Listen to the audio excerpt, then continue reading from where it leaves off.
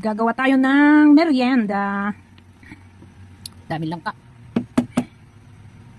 Lagay na natin ang kamote. Sayang wala tayong saging.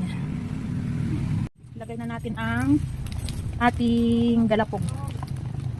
O ngayon, alam nyo na niluluto ko. Gusto daw kumain ng nanay ko. Request yan ng aking nanay.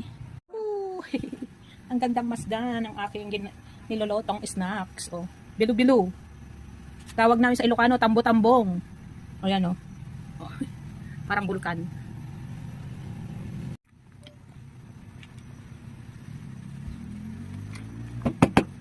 Luto na, lumutang na. Lagyan na natin ang ating kakambata. Para mas malinamnam. Luto na ang ating bilo-bilo. Luto na, merienda na tayo.